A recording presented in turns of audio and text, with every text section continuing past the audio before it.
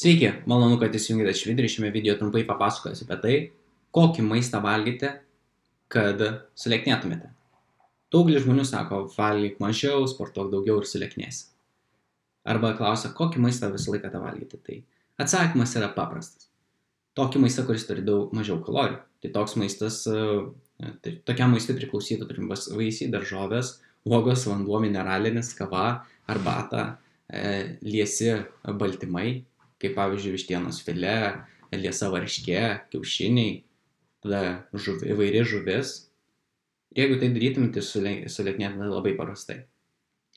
Tada dar specifiškiau kokį tą maistą valgyti. Tai vėlgi lieknėjant reikia suvalgyti pakankamai baltymų. Baltymų galite gauti iš kiaušinių, varškės, pieno produktų, mėsos, paukštienos, žuvies, jūros gėrybių, baltymų miltelių, baltymų batonėlių, sausainių, ankštinės kultūros produktų. Jeigu įtrauksite šiuos produktus pusryčiams, pietums, vakarieniai, užkandžiams, tikrai rezultatai bus žymiai geresni, kankins mažesnis alkis. Ką dar galite padaryti, tai vėlgi, kad jaustumėte sotus, į savo mitybos racioną per dieną įtraukite nuo 500 gramų iki 1 kg daržovių, vaisių, uogų. Tai reiškia, kad ten įtraukite šilauogių, braškių, trešinių, agurkų, pomidorų, visų šitų produktų. Ir tai jums padės gauti skysčius, vitaminus, mineralus bei jaustis žymiai sotesni.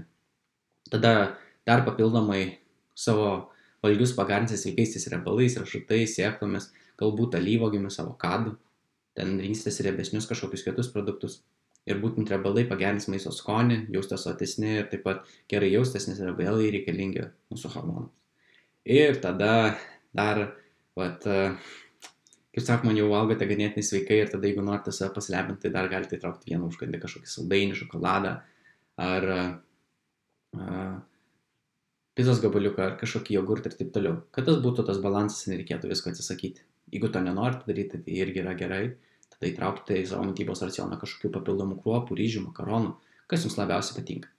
Ir būtent sekant tokios sistemos, jūs tada sulieknėsite paprastai, nedarant per dėlių kažkokių pokyčių savo mitybos racione.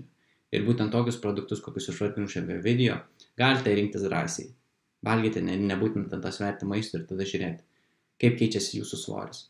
Jeigu svoris keičiasi pritaikius šios patarimus, puiku, nereikės skaičiuoti kalorijų. Tačiau jeigu procesas sustoja, visąlaik tada yra naudinga įvertinti savo maisto maistingumą, tam, kad visą laiką galėtumėte kontroliuoti savo svorį. Tai tikiuosi video buvo naudingas, išmokote kažką naujo, gavote naujų įžvalgų.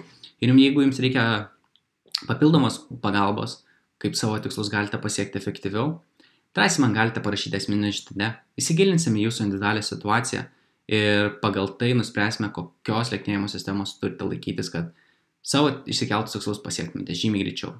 Ačiū, kad išklausėte šį video. Tikiuosi video buvo naudingas ir pasimatysime kitą kartą, mielieji. Iki greito.